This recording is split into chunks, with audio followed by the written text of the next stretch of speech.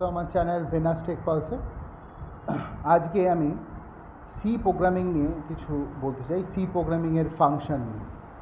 So যদি function বলতে চাই, সি প্রোগ্রামিংয়ের ফাংশন কী বলে, a big program can be break down into pieces that are call function. তাহলে একটা বড় প্রোগ্রামকে আমি যদি ছোট ছোট অংশে ভেঙে নিই তাহলে সেটাকে বলা হবে function.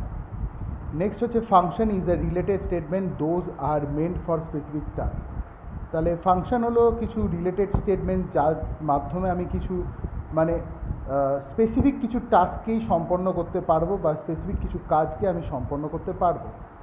Function is a piece of code. Function একটা piece of code which is meant for specific task. এটাও হচ্ছে একটা পিস অফ ফাংশনগুলো কি, ফাংশনগুলো একটা পিস অফ কোডও বলতে পারি, যার মাধ্যমে বা যার সাহায্যে আমরা ওই স্পেসিফিক টাস্কগুলোকে আস্তে আস্তে সম্পন্ন করি। তাহলে সিনট্যাক্স যদি বলি, সিনট্যাক্সটা কীরকম হবে? সিনট্যাক্সটা হলো রিটার্ন টাইপ, ধরুন একটা ফাংশন নেম থাকবে আর ব্র্যাকেটে থাকবে হচ্ছে আর্গুমেন্ট, আর বডি থাকবে রিটার্ন করাতে হবে। টাইপ অফ ফাংশন কি? Two type of function are present. Two type of function are present. প্রথমটা হচ্ছে built in function. These are called system defined function or library function. এক্সাম্পলগুলো যদি আমি দেখি তাহলে এক্সাম্পলগুলো যেগুলো হচ্ছে প্রিন্টএফ, স্ক্যানএফ, গেটএস, গেটসিএইচ আর গেটসিএইচই। আর আমরা যদি ইউজার ডিফাইন্ড ফাংশন দেখি তাহলে হচ্ছে this function are defined by user. User define করবে। তার মধ্যে হচ্ছে মডেল হচ্ছে ফাংশনসগুলো আমি যদি কাজ করি, আর function which can be defined in 4 model based on argument, passes and return value. তাহলে সিরিয়াল নাম্বার যদি ধরি 1, আর্গুমেন্ট হচ্ছে প্রথমটা হচ্ছে 1-এর মধ্যে আর্গুমেন্ট হচ্ছে উইথ, আর্গুমেন্ট হচ্ছে উইথ আর্গুমেন্ট, রিটার্নটা হচ্ছে উইথ রিটার্ন। এক্সাম্পলটা হয় এরকম, int sum, int comma int. এবার যদি হচ্ছে সিরিয়াল নাম্বার 2, এখানে আর্গুমেন্ট হচ্ছে উইথ আর্গুমেন্ট উইদাউট রিটার্ন, তাহলে এর এক্সাম্পলটা হচ্ছে void sum, int comma int. Serial number 3, argument without argument আর রিটার্ন হচ্ছে with return, int sum. 4, argument হচ্ছে উইদাউট আর রিটার্ন হচ্ছে উইদাউট, এক্সাম্পল হচ্ছে ভয়েড সাম।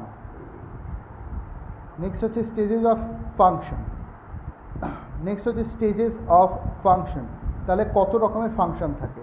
প্রথমে আমরা পড়লাম মডেল ফাংশন। মডেল ফাংশন 4টে রকমের হয়, with argument with return, with argument without return, without argument with return, without argument without return. তাহলে এবার স্টেজেস অফ ফাংশন কি? Function can be defined in 3 stages. 3 stages. একটা হচ্ছে ডিক্লারেশন বা prototype থাকবে, একটা হচ্ছে ডেফিনেশন থাকবে, একটা হচ্ছে কলিং পার্ট থাকবে। তাহলে কোনটাকে আমরা ফাংশন ডেফিনেশন বলছি? তাহলে int sum, int x comma int Y, এখানে আমি প্যারামিটারের থ্রু দিয়ে নিয়েছি। তাহলে এইটা হচ্ছে আমি function definition. Return x plus Y, return করতে হবে কি এক্স প্লাস ওয়াই, মানে এক্সের ভ্যালু আর ওয়াইয়ের ভ্যালু অ্যাড করার পর যে ভ্যালুটা হবে সেটা আমি রিটার্ন করব। Void main, int A is equal to 10, B is equal to 20 আর এর মধ্যে ইন্টিজার এ হচ্ছে একটা ভেরিয়েবল, তার ডেটা টাইপ হচ্ছে ইন্টিজার, তার মধ্যে এর মধ্যে আমি 10 ভ্যালু অ্যাসাইন করেছি, বি এর মধ্যে আমি 20 ভ্যালু অ্যাসাইন করেছি, আর আরেকটি ভেরিয়েবল নিয়েছি আর। Int sum, int comma int, এখানে কিন্তু উইথ আর্গুমেন্ট উইথ রিটার্ন আমি করছি। এটাকেই আমরা প্রোটোটাইপ বলা হচ্ছে, প্রোটোটাইপ বা ডিক্লারেশন বলা হচ্ছে। ফাংশন ডিক্লারেশন যাকে বলে সেটাই বলা হচ্ছে। এরপরে কি করছি? R is equal to sum A comma B, এখানে সাম বলে ওই ফাংশনটাকে আমি কল করছি, ফাংশন কলিং পোর্শন। এখানে কিন্তু আমার ফাংশনটা কল হচ্ছে।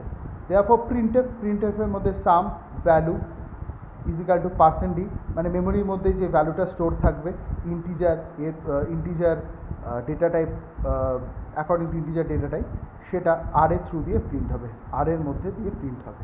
ঠিক আছে। নেক্সট হচ্ছে আমার কিছু টার্মিনোলজি। কি টার্মিনোলজি? টার্মিনোলজি হচ্ছে আমাকে ফর্মাল প্যারামিটার যদি আমাকে জিজ্ঞাসা করে, যদি what are the formal parameter, এই যে ইন্ট সাম যে আমি ফাংশনটা ডিফাইন করেছি, তার int x comma int y, return x plus y, এটাকে বলা হয় কল্ড ফাংশন। নেক্সট হচ্ছে void main, int 10, int A is equal to 10, B is equal to 20 আর int sum, int comma int, R is equal to sum comma a comma b, সামের মধ্যে a আর বিকে আমি call করছি, calling function.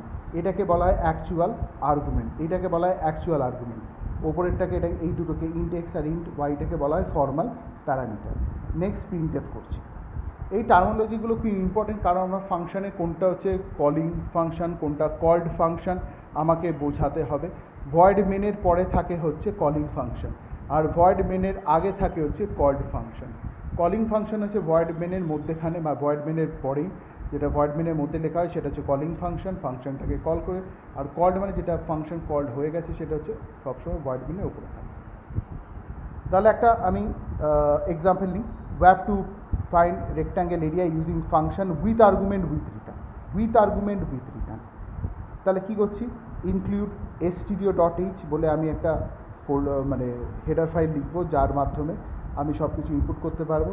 Int area, int এল কমা W, length আর উইথটাকে আমি formal প্যারামিটারের through দিয়ে এরিয়া যে ফাংশনটা আছে তার মাধ্যমে পাঠাচ্ছি। রিটার্ন এল ইন্টু ডাব্লু, অর্থাৎ রিটার্ন করবে কি এল ইন্টু ডাব্লু, যে এলের মধ্যে যে ভ্যালুটা থাকবে ডাব্লুর মধ্যে যে ভ্যালুটা থাকবে সেটা মাল্টিপ্লাই করে রিটার্ন করবে। রিটার্ন করবে কি কলিং ফাংশনে।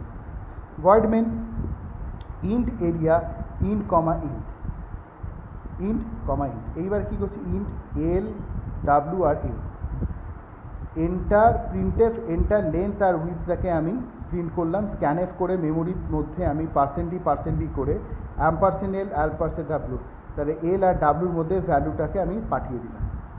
এবার এ ইজিক্যাল টু এরিয়া, যখনই ও এরিয়া বলে এই ফাংশনটা খুঁজতে পারবে, এলের মধ্যে এলের ভ্যালুটা থাকবে, ডাব্লুর মধ্যে ডাব্লুর ভ্যালুটা থাকবে, সেটা চলে যাবে এইখানে ওপরে এই এরিয়াতে গিয়ে এলের মধ্যে ভ্যালুটা দেবে, এলের ভ্যালুটা দেবে, ডাব্লুর মধ্যে ডাব্লুর ভ্যালুটা দেবে।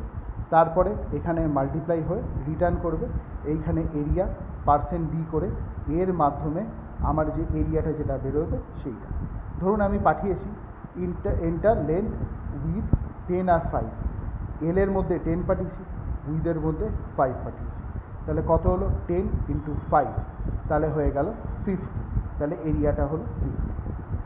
বন্ধুগণ, আজকে সি প্রোগ্রাম ভিডিওটা এই অবধি। আমি আবার সি প্রোগ্রাম ভিডিও নিয়ে ফিরে আসব। আপনারা আমার এই প্রোগ্রামগুলিকে লাইক, শেয়ার, সাবস্ক্রাইব করবেন এবং আমাকে আরও কমেন্ট করে জানাবেন যে আপনাদের আর কী কী প্রোগ্রামিং দরকার আছে। আপনাদের এই যত কমেন্ট আমি জানতে পারবো তত ভালো হবে। আমি আরও ভবিষ্যতে ভালো ভালো প্রোগ্রামিং ভিডিও নিয়ে আসার জন্য। আর আপনাদের কোনো জাভা এবং সি সম্বন্ধে কোনো প্রোগ্রামিংয়ের ভিডিও দেখতে হলে আমার আই বাটনের লিঙ্কে ক্লিক করে আপনারা দেখে নেবেন। আজকের জন্য ধন্যবাদ।